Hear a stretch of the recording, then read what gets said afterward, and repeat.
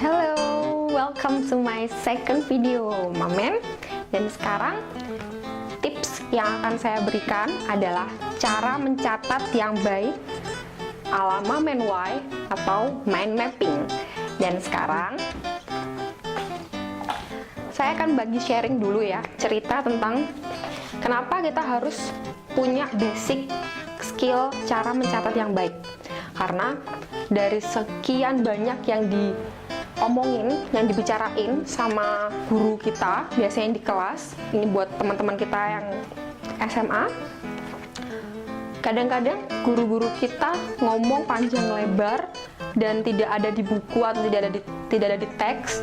Terus kita harus mencatat satu-satunya cara untuk mengerti itu.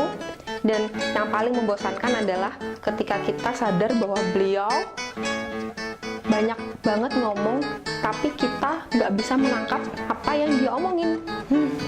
Padahal itu keluar di ujian. Stres banget kan pastinya.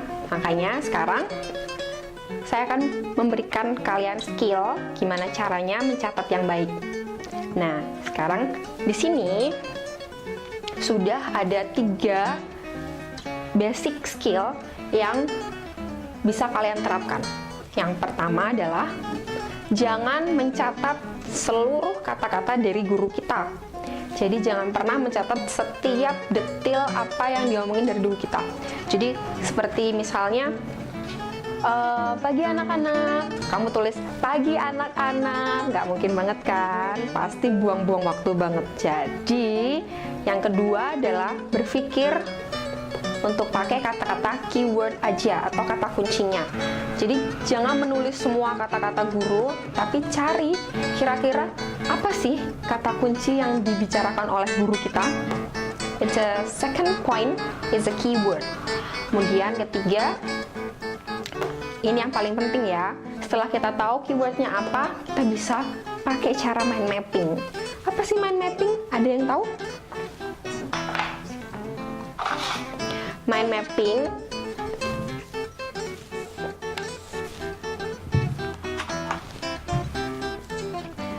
mapping mind, bahasa Inggris dari mind adalah pikiran, dan mapping adalah peta atau memetakan.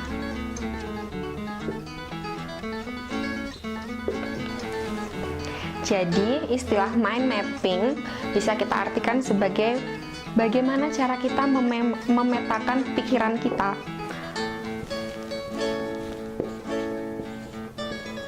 Dan biasa disebut sebagai jembatan keledai.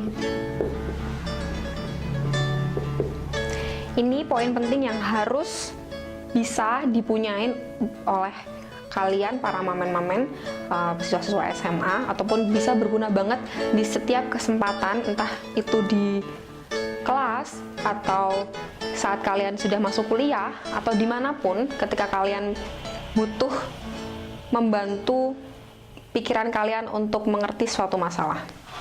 Caranya, gimana sih cara bikin mind mapping? Yang pertama, kita tulis dulu, kita ambil kertas. Ini ada kertas. Kertasnya nggak sebesar ini ya. Ini hanya skala 1:100. Oke? Pertama, di kertas ini, di bagian tengah, kita tulis judul dari apa yang akan kita tulis. Jadi ketika guru kita masuk ke kelas dan akan menerangkan bab, misalnya bab 2 tentang sejarah Indonesia. Ini kita ngomongin sejarah ya. Lalu kalian tulis di sini judulnya Sejarah Indonesia.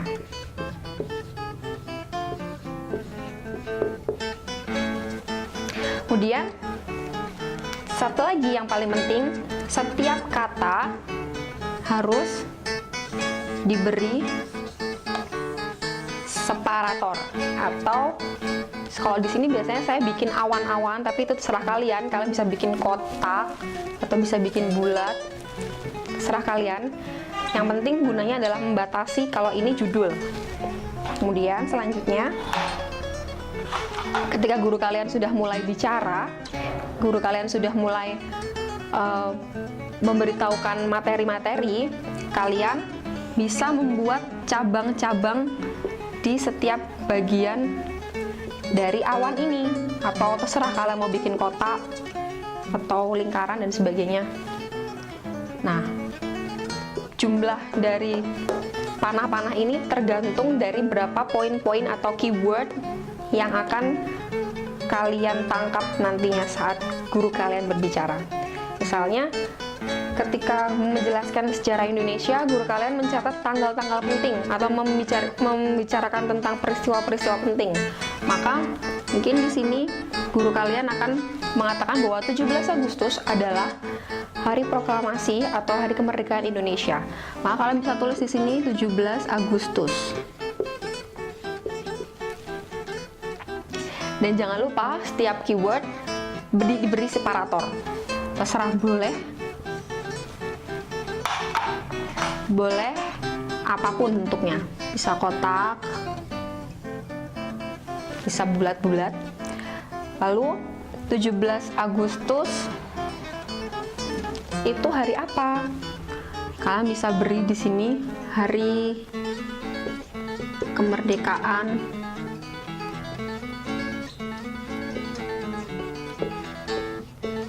Indonesia.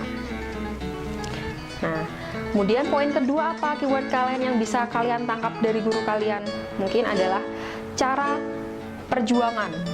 Terserah kalian mulai dari sini dulu nulisnya, atau gini, mau searah jarum jam, atau berbalik arah, terserah kalian.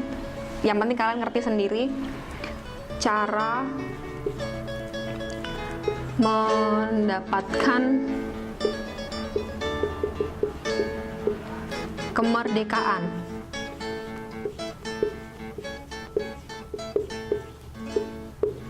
Dan jangan lupa diberi separator lagi. Saya akan buat lingkaran di sini. Oke. Dan tiap ada poin-poin penting, kalian tuliskan di bawahnya.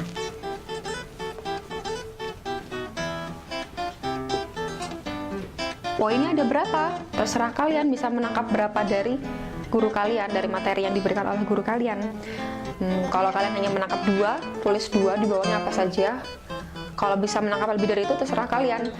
Dan satu lagi, kalau kalian ingin yang lebih sistematis, mungkin kalian bisa menambahkan dengan warna lain. Di sini tipsnya adalah untuk punya banyak warna, punya banyak mungkin spidol warna atau pulpen warna, mungkin untuk bisa membedakan kalau ini adalah keyword dan ini adalah poin-poin dari keyword-keyword tersebut. Jadi bisa jadi kalau kalian tidak menuliskan seperti ini, kalian bisa menuliskan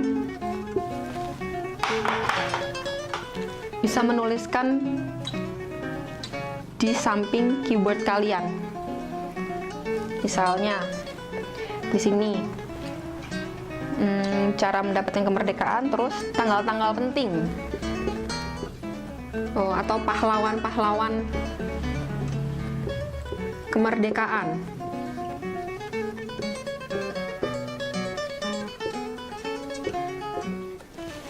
Kalian pakai separator lagi.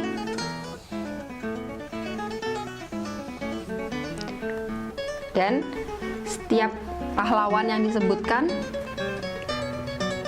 kalian beri tanda panah lagi. Misalnya Cut Nyak Dien,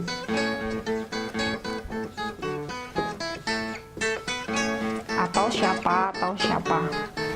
Dan nanti kalau ada penjelasan lebih lanjut tentang misalnya Cut Nyak Dien ini, kalian bisa beri separator, terus tuliskan di sampingnya apa tentang Cut Nyak Dien. Terus ini siapa, kalian beri separator, terus kalian tulis lagi apa. Seperti itu. Tapi tulisannya jangan panjang-panjang, keyword-keyword lagi aja seperti yang saya sebutkan tadi. Nah, dulu ketika saya memakai cara yang sangat konvensional dengan menuliskan setiap kata. Jadi saya menulis misalnya cara atau sejarah Indonesia. Lalu saya menuliskan di sini 1, 17 Agustus. Kemudian 2, pahlawan Indonesia. 3, cara mendapatkan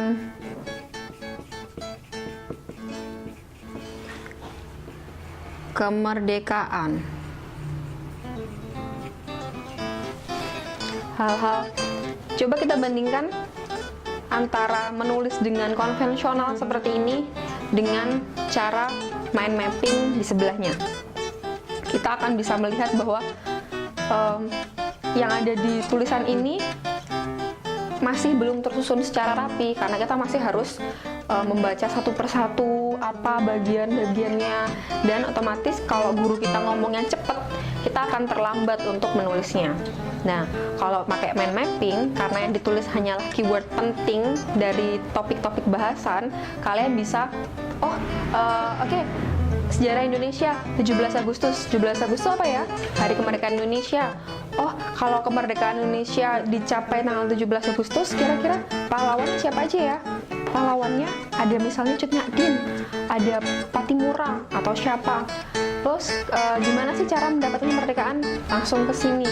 Jadi tidak perlu membaca satu persatu seperti yang di sebelah sini, tapi kalian bisa melihat dan membaca sendiri mind mapping kalian. Kalian bisa menjelaskan lagi dan kalian bisa mengerti lebih banyak mengeksplorasi dari mind mapping tersebut.